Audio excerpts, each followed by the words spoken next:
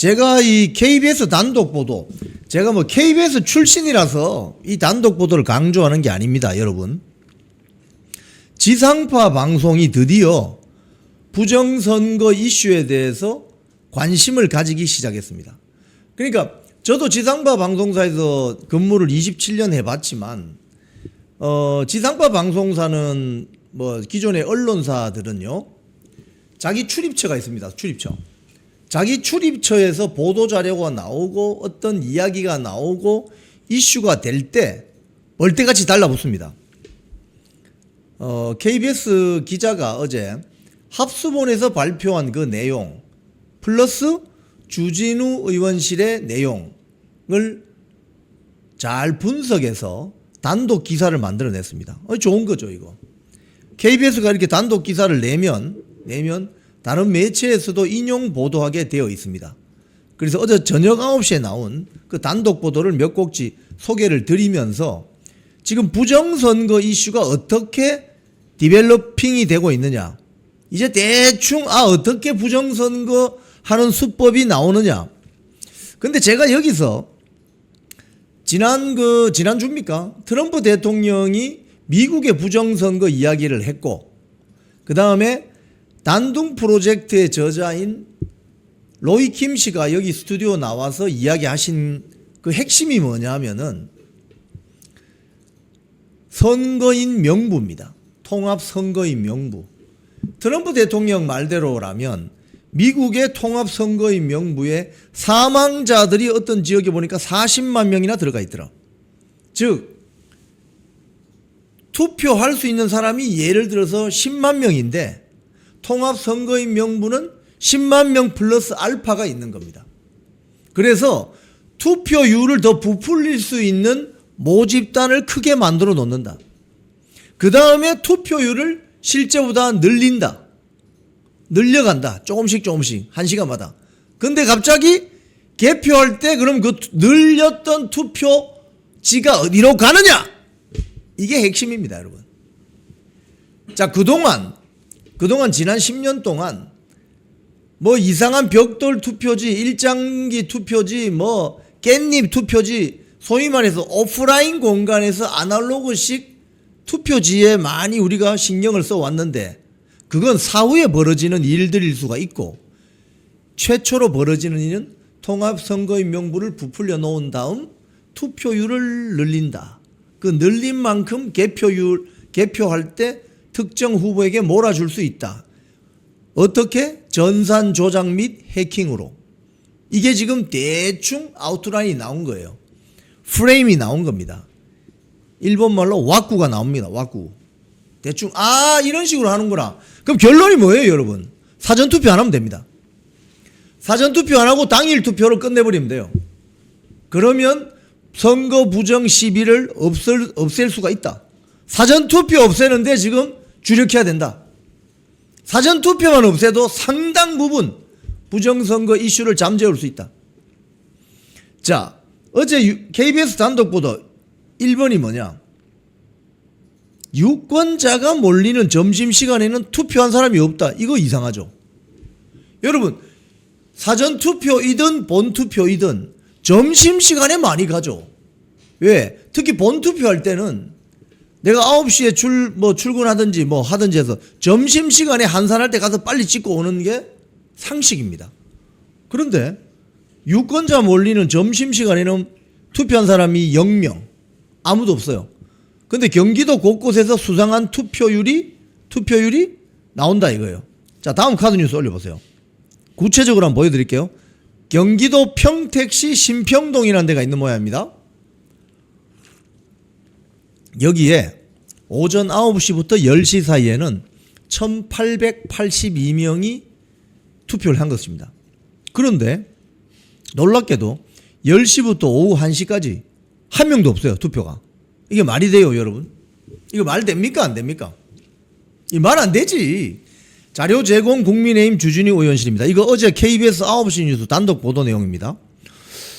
아침 9시에서 10시 사이에는 1882명이나 투표를 하더니 어떻게 10시부터 오후 1시까지 11시, 12시, 1시 3시간 아닙니까? 점심시간이 겹쳐져 있습니다. 근데 어떻게 한 명도 투표를 안 하지? 이게 말이 돼요? 여러분? 말이 됩니까 이거? 자, 그 다음 카드 뉴스 올려보세요. 경기도 구리시 수택 1동. 경기도 구리시 수택 1동은 어떤 일이 벌어졌느냐. 저기 방송 여러분 보시면 아시겠지만 4투표소 1, 2, 3투표소가 있는데 4투표소가 오후 2시부터 오후 3시 사이에 631명이 투표를 했어요. 그런데 오후 3시부터 4시까지 투표한 사람이 한 명도 없어요. 1, 2, 3, 4 투표소 전부 다. 이거 뭐야 이거. 그럼 1시간 동안 아무도 안 왔다 이 말이에요. 이게 말이 돼요 이게 여러분. 이게 말이 되냐고.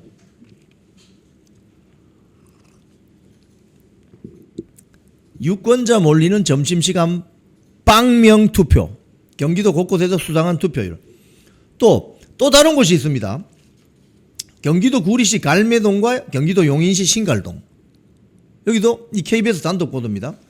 국민의힘 주진우 의원실이 낸 자료를 KBS 기자가 분석한 거예요. 여기 보면 경기도 구리시 갈매동 제3투표소에는 3시부터 4시까지 620명이 투표했어요. 그런데 3시부터 오후 5시까지 한 명도 없어요. 이게 말이 돼요? 용인시 신갈동 구투표소에는 점심시간인 12시 오후 1시에는 547명이 투표를 했는데 1시부터 3시까지 한 명도 없어요. 이게 뭐냐?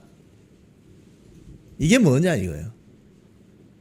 말이 돼요 이게? 말이 되냐고.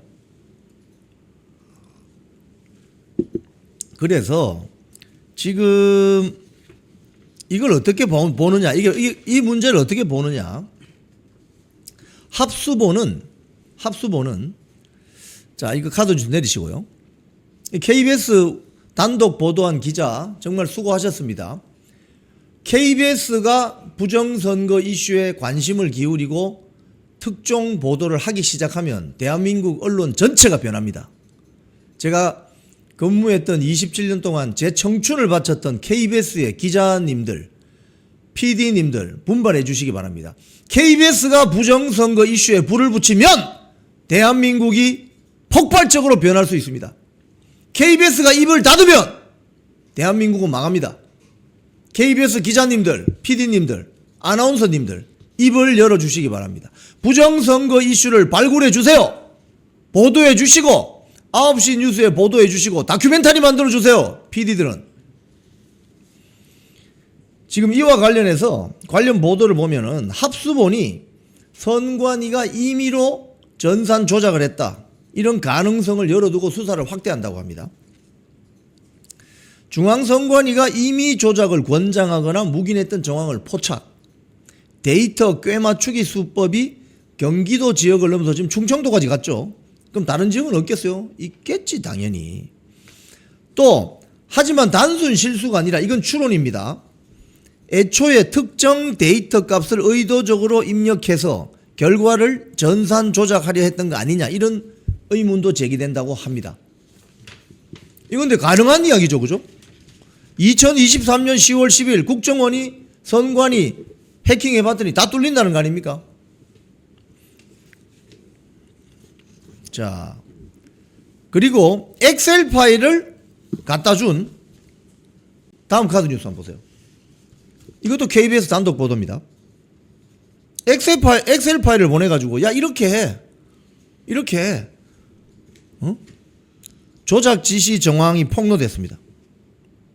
자, KBS 취재 결과 합수본이 밝혀낸 건데 중앙선관위 차원에서 조작을 지시한 구체적인 정황을 발견했다. 충북 진천에서 투표자 수를 잘못 기입했더니 중앙선관위 직원이 야 그 분산 기입해. 너무 늘어났으니까 딴 데로 좀 보내. 이랬다는 거 아닙니까? 이 말이 되는 소리예요. 저기 그래픽에 나오지만 카드 뉴스에 나오지만 충북 진천에서 투표자를 잘못 기입했는데 중앙선관위가 야야 그거 다른 인근 지역으로 보내. 쉽게 이야기하면 야 1000표 더 집어넣었어요. 그러니까 야 그거 100개씩 분산해서 인근 지역으로 넣어. 그러면서 경기도 김포에는 충북 진천의 투표자 수 조작 파일 이거 참고해 라고 엑셀 파일을 보냈다는 거예요. 이건 뭡니까? 고의로 조작한 거 아닙니까? 전산 조작이죠. 다 까발려지고 있습니다. KBS가 보도하면 전 언론이 인용 보도하게 되어 있습니다. 그래서 KBS 기자, KBS PD, KBS 아나운서가 중요한 겁니다.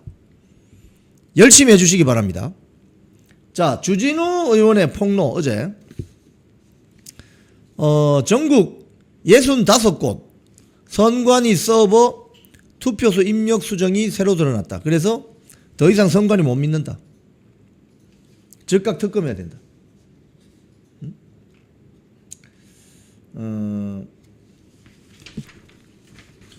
주진우의 폭로 즉각 특검해야 된다. 주진우 의원이 이번에 이걸 열심히 부정선거 이슈에 대해서 굉장히 활발하게 활동을 하고 있습니다. 자, 그런데 어제 장동혁 당대표가 다음 카드 뉴스 국회에서 그 토론회가 있었습니다. 올림픽 공원에 청년들과 대화하는 거기에 나와가지고 어떤 이야기를 했느냐. 전산 조작, 해킹 없었는지 봐야 된다. 특검법 대상에 전산 조작 포함해야 된다. 이런 이야기였습니다. 이야, 이게 이제 거의 핵심으로 들어가는 거죠. 본질로 들어가는 겁니다. 부정선거 이슈의 본질로 핵심으로 지금 들어가고 있습니다. 여러분, 불과 50여일 전만 하더라도 부정선거 이야기하면은 저 음모론자 아니야? 저 정신병 있는 사람 아니야?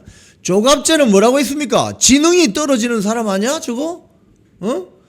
김무성 전 대표 뭐라고 했습니까? 부정선거는 없습니다. 근데 50일이 지났습니다. 한 달 반이 지났습니다. 부정선거 이슈에 대해서 지금 대한민국 사람들 모르는 사람 있습니까?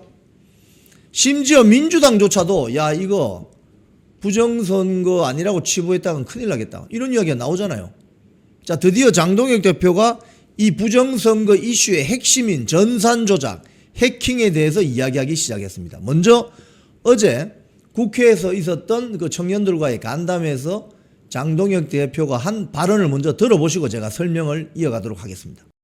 이번 주 토요일인 8월 1일이 되면 참정권 침해 사태가 발생한 지 60일이 됩니다. 그날부터 오늘까지 시민들은 올림픽공원을 한결같이 지키고 계십니다.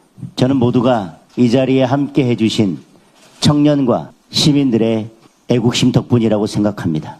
이번 토요일인 8월 1일이 60일이라고 말씀드린 이유가 있습니다. 이 엄청난 사태가 발생했는데 우리 정치권은 60일이 다 되도록 아직 특검법조차 합의하지 못했습니다. 이 특검법을 제쳐두고 더불어민주당은 내일 본회의에서 보안수사권 폐지하는 형사소송법을 밀어붙이겠다고 합니다. 그 사이에 부동산에 투자하지 말고 주식에 투자라는 말만 믿고 국민들은 주식에 투자했는데 주식시장은 지옥불이 되었습니다. 그런데 어제 조정식 국회의장은 이재명 대통령의 연임을 위한 개헌을 이야기했습니다. 저는 이 순간에 개헌을 이야기하고 보안수사권 폐지를 위한 형사소송법 개정을 밀어붙이면서 내일 특검법을 통과시키지 못한다면 저는 그것이 이재명 정권 몰락의 시작이 될 거라고 생각합니다. 이미 시작이 됐는지도 모르겠습니다. 특검법의 수사 대상 논란의 여지 없이 전산 조작이 포함되어야 합니다. 전산 조작이 가능하다면 해킹은 없었는지도 들여다보아야 합니다. 지극히 당연하지만 향후 고소 고발되는 모든 사건 그리고 수사 대상에 포함된 사건들을 수사하면서 추가로 인지되는 사건 당연히 수사 대상에 포함되어야 합니다. 그리고 내일 특검법을 통과시키고 서둘러 특검 추천 절차를 신속하게 밟아야 합니다. 서울경찰청장이 이제 올공에 나오는 시민들도 줄어들고 있다라는 발언을 했습니다. 그게 서울경찰청장이 할 수 있는 발언입니까? 아무것도 하지 않고 올림픽공원에 나온 국민들의 목소리에 전혀 반응하지 않고 그 말을 한 속내를 들여다보면 이 정권은 답이 없습니다. 정말 노답입니다. 예, 들어보셨죠? 여기에 주요 키워드가 전산 조작이고 해킹입니다. 여러분, 대한민국 국고보조금을 받는 공당 중에 가장 큰 야당 대표가 선거의 무오류성을 존중해야 되는데 지금 해킹하는지 들여다봐야 된다. 전산 조작하는지 특검 대상에 집어넣어야 된다. 이런 이야기까지 나왔습니다. 자, 장동혁 카드 뉴스 다시 올려주세요. 어제 그 올공 청년들은 말한다 세미나에 참석해서 한 이야기거든요. 저 이야기가. 지금 여러분 이 부정선거 이슈가 50일 만에 폭발적인 진실 규명이 이루어지고 있습니다. 그동안 부정선거 이야기하면 저 뭐 좀 정신이 이상한 사람 아니야? 응? 지금도 부정선거는 없다. 뭐 이렇게 이야기하죠. 며칠 전에 있었던 통영시장 재검표 현장에서도 의문이 제기되는 점이 있었잖아요. 투표지가 하나는 인주를 찍은 게 확실한데 하나는 인주가 아닌 것 같은 프린트에서 출력한 것 같은 그런 의혹이 제기됐어요. 그래서 현미경으로 갖다 대보니 인주 찍은 것은 빨간색 그대로인데 뭔가 인쇄한 것으로 추정되는 그거는 현미경 뭐 확대경을 갖다 대니까 소위 말해서 저 잉크제트 프린트로 인쇄 그 물을 뿌리는 그 색깔들 노란색 뭐 파란색 빨간색 이런 것들이 있다는 거예요. 자, 그러면 그동안은 지난 10년 동안 파편적으로 야 이거 일장기 투표지 깻잎 투표지 뭐 이거 왜 이 투표지가 왜 이상하지? 벽돌 투표지는 뭐야? 이렇게 했더니 그동안 하나하나 선관위가 해명한 걸 보면 벽돌 투표지 같은 경우는 그거 다 관외 사전 투표지입니다. 즉 서울 영등포구 여의도동에 사는 사람이 부산에 가서 투표해서 관외 사전 투표를 할 수 있잖아요. 그걸 그냥 봉투에 넣어왔기 때문에 그런 것은 빳빳할 수 있다 이렇게 이야기했거든요. 또는 형상 기억 용지입니다 이렇게 이야기했거든요. 여러분 다 기억하시죠? 근데 그게 이제 가만히 보니까 전산 조작 해킹이라는 이야기가 나오면서 이게 뭔가 퍼즐이 꽤 맞춰지고 있다. 여기에 영감과 인사이트를 제공한 사람이 단둥 프로젝트 저자 로이킴과 BON 뉴스 김미영 씨의 저자 책이다. 단둥 프로젝트. 거기에 보면 기본적으로 통합선거인 명부에 손을 댄다. 미국을 봐라. 트럼프. 사망자 40만 명 들어가 있다. 그럼 대한민국 통합선거인 명부는 그럼 문제 없나? 그래서 서버 깔아 하는 거예요. 서버 한번 보자. 통합선거인 명부가 제대로 돼 있나? 그리고 그동안 이게 탈취됐을 가능성은 없나? 그동안 여러분 휴대폰 다 쓰시니까 SK 뭐 등등 LG U+ 뭐 KT 그동안 통신사들이 개인정보 유출됐다는 그런 뉴스가 많이 났잖아요. 저도 가서 유심칩 바꿨어요. 자, 그러면 통합선거인 명부가 소위 말해서 우리나라 국민이 5천만 명이다. 그럼 5천만 명보다 더 많지는 않을까? 그 많은 숫자에 뭐 사망자도 들어가 있고 뭐 등등등이지 않을까? 거기서 모집단을 조금 더 부풀려 놓고 투표율을 조금씩 실제 투표한 건 1000명인데 투표함에 집어 들어간 투표 용지를 받아서 인주 도장을 찍어서 투표함에 집어넣은 투표지. 여러분 투표 용지와 투표지는 다릅니다. 투표 용지는 아무것도 없는 거고 투표지는 내가 도장 찍은 겁니다. 투표지가 1000장이 들어갔는데 이게 발표할 때 1100장, 1200장, 1300장 이렇게 해서 개표까지 간다. 그러면 그 부풀린 200장, 300장이 어디로 가겠냐 이거예요. 어디로 가겠냐 이거예요. 국민의힘으로 가겠어요? 민주당으로 가겠어요? 여러분이 한번 추측을 해보세요. 그리고 그 늘렸던 투표지를 채우려면 어떻게 됩니까? 만약에 범죄 집단이라면 종이를 집어넣어야 되죠. 사전투표하고 나서 3, 4일 동안 어디 보관했다가 본투표하고 나서 그날 저녁에 까잖아요. 시간은 충분하다. 만약에 범죄를 저지르려고 마음먹는다면 시간은 충분하다. 그래서 벽돌 투표가 나오나? 벽돌 투표지가 나오나? 이런 의문이 생기는 거죠. 그런데 지금 합수본에서 특검도 아닙니다. 합수본에서 하고 있는데도 전산 조작하고 범죄 행위를 모의하고 한 정황들이 나왔다 이거예요. 그럼 특검 들어가면 어떻게 되겠어요 이거? 특검. 그래서 빨리 특검이 가동돼야 됩니다 여러분. 합수본을 100% 믿을 수 있겠어요? 그래서 빨리 특검이 들어가야 되는 거예요. 중앙선관위 서버를 까야 됩니다. 그러니까 그래야만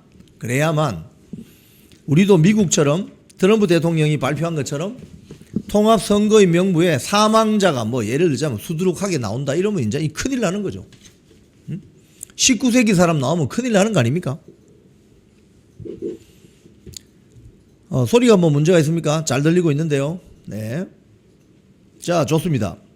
자, 어제 법사위에서 꼼수가 있었습니다. 다음 카드 뉴스 올려주세요. 막판에 끼워 넣은 공소기각.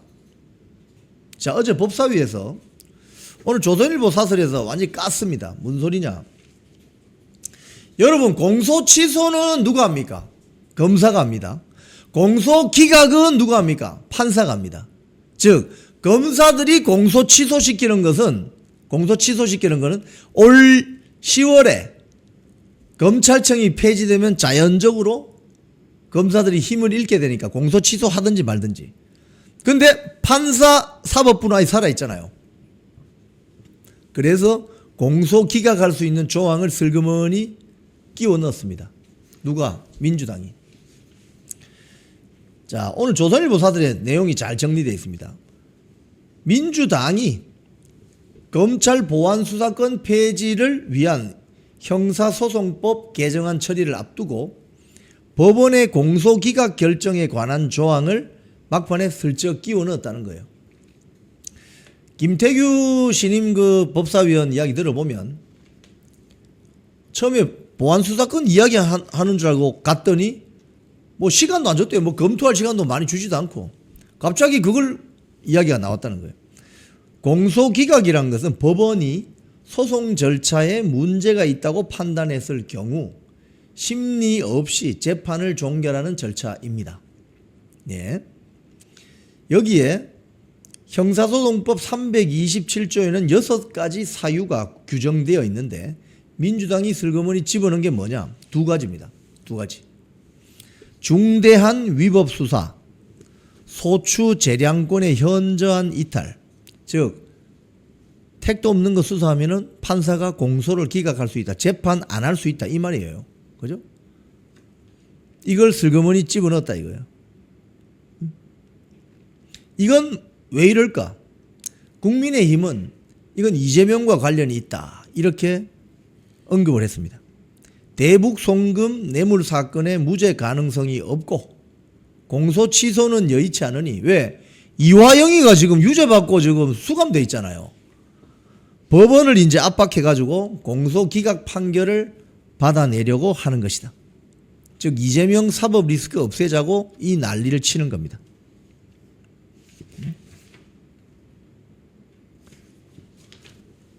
범죄 혐의로 재판에 회부된 현직 대통령을 구하기 위해서 온갖 라이언 일병 구하기처럼 온갖 배지들이 동원되는 거죠. 서영교 뭐 누구 한심합니다. 보고 있으면.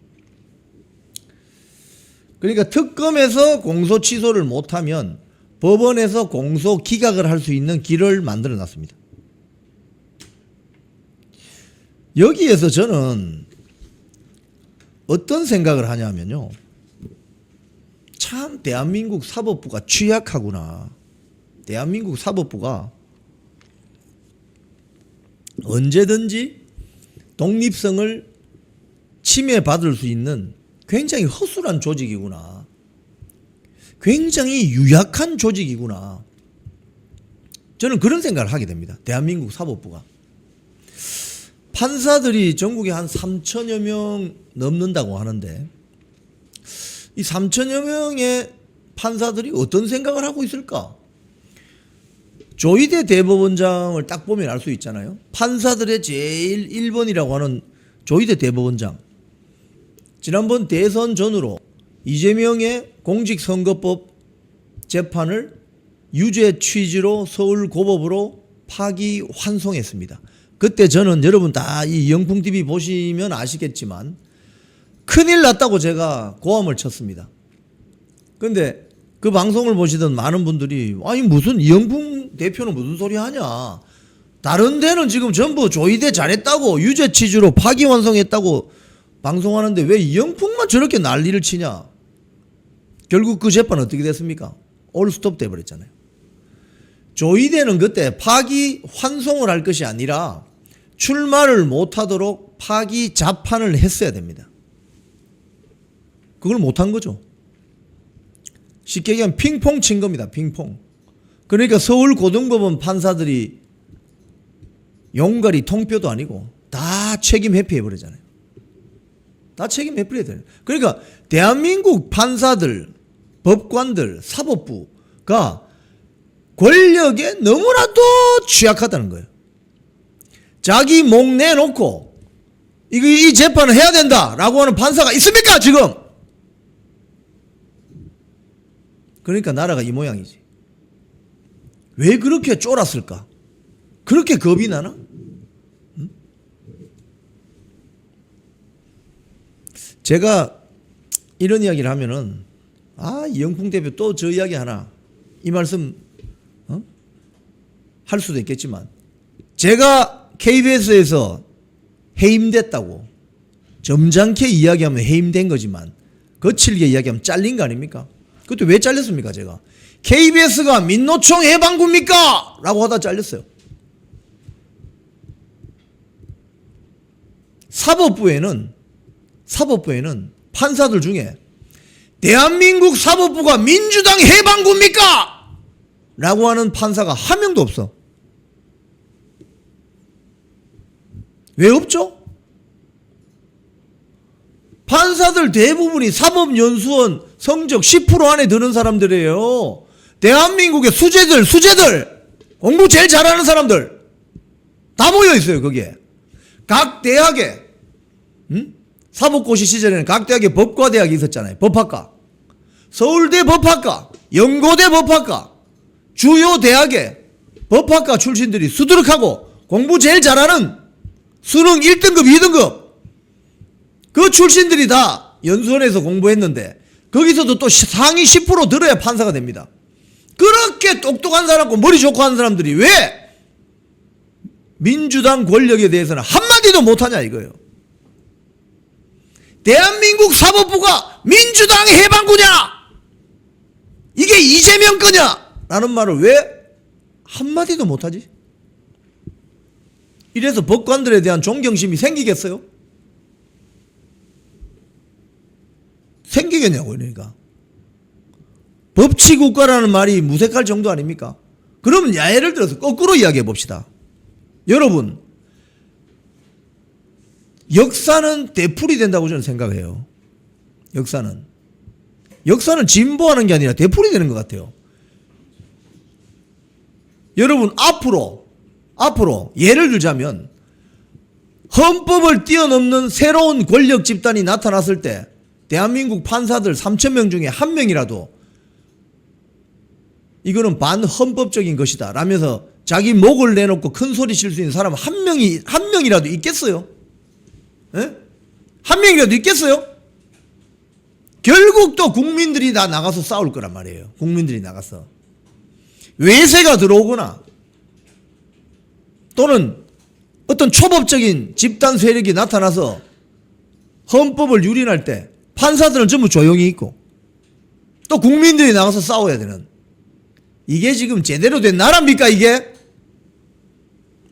정성호 법무장관 어제 뭐라고 했습니까? 한번 올려보십시오. 보안수사권 폐지를 대통령에게 법률안 거부권 행사라고 요청해라라고 했더니 뭐라고 했느냐? 대통령 거부권 권유 안 할 겁니다.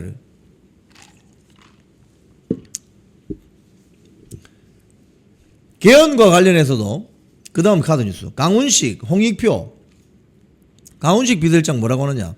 대통령 연임 개헌 불가능하다고 말씀하셨습니다.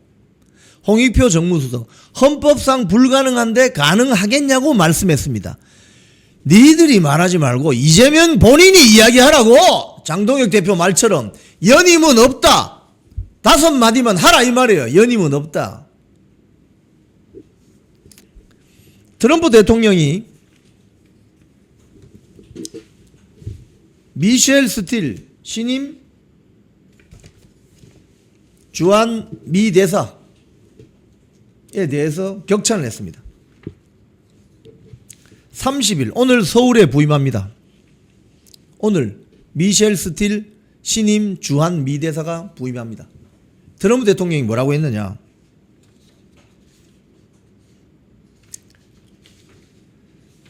미셸 스틸 대사는 부모가, 이분이 실향민 출신입니다. 부모가 이북 출신입니다.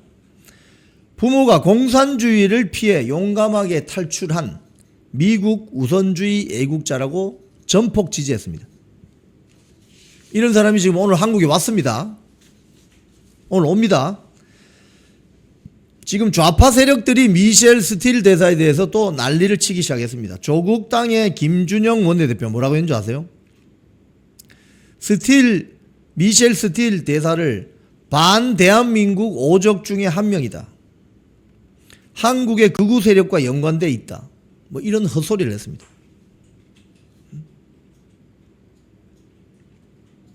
또 지난 5월 내란 청산 촛불 대행진 집회에서는 이런 이야기도 나왔습니다. 미셸 스틸은 주한미 대사가 아니라 주한 극우 대사로 이재명 정부를 공격하며 국내 극우 세력을 지휘하러 오는 자. 대한민국에 극우 세력이 있어요. 극좌는 있겠지. 자, 코스피 이야기 좀 하겠습니다. 오늘 뉴스 브리핑 마지막 아이템입니다. 순식간에 이틀 만에 865조가 사라져 버렸어요. 주식시장 폭락하는 바람에 33.2% 폭락했습니다. IMF 때 얼마 폭락했느냐? 27.3%. 즉 이 말은 여러분, 이 말은 IMF 때보다 더 심각한 금융위기가 발생했다 이 소리입니다, 여러분. 이게 이제 주식시장은요 6개월 경기 선행지수입니다. 그러니까 앞으로 6개월 뒤에 어떻게 경기가 갈 건지를 지금 보여주는 거예요. 저는 이번에 이 주식시장 관련해서 많은 사람들이 자신이 가지고 있던 통장 계좌가 녹아내리고 있다 이렇게 이야기하면서 난리가 벌어졌다는 걸 알고 있습니다. 주식 투자는 자기 책임하에 하는 겁니다. 이재명 정권이 아무리 주식 사세요 라고 해도 자기 판단하에 하는 겁니다. 그 말 믿고 주식 투자했다면 그건 순진한 거죠. 믿었습니까? 그걸? 그 믿고 1번 찍었습니까? 주식 투자는 자본주의 체제에서 자기가 판단해서 자기가 알아서 하는 겁니다. 주식 통장이 녹아내리고 있다. 그 책임은 누가 져야 됩니까? 그래서 1번 좋아서 1번 찍고 지방선거 때 1번 찍었습니까? 자, 오늘 정권이 부추겼죠, 그죠? 뭐 레버리지 ETF 만들고. 하지만 현명한 투자자라면 투자를 안 하는 게 맞죠. 근데 주식 부양을 위해서 정권 차원에서 국민연금 기금을 동원해서 했다면 그건 나중에 문제가 되는 거죠. 쿵TV를 사랑하시는 시청자 여러분, 대한민국은 지금 체제 전쟁 중입니다. 연성 파시즘 체제로 갈 것이냐 아니면 자유민주주의 체제를 지킬 것이냐, 이를 위해서는 결단과 용기가 필요합니다. 민주당의 정보통신망법이 통과되어서 오는 7월부터 시행이 됩니다. 이렇게 되면 언론 자유 훼손은 물론이고 자유우파 유튜버들의 산업 생태계에 심각한 지장이 예상됩니다. 여러분, 어떻게 해야 되겠습니까? 여러분들의 도움이 필요합니다. 여러분들이 우잘사 회원에 가입하셔서 대한민국 체제 전쟁에 승리하고 국민의힘 장동혁 지도부를 지켜내고 정보통신망법을 비롯한 언론 자유를 심각하게 훼손하는 여당발 공세에 대응해 주시기 바랍니다. 우잘사 회원 많이 가입하셔서 함께 가는 여정을 만들어 갑시다. 감사합니다.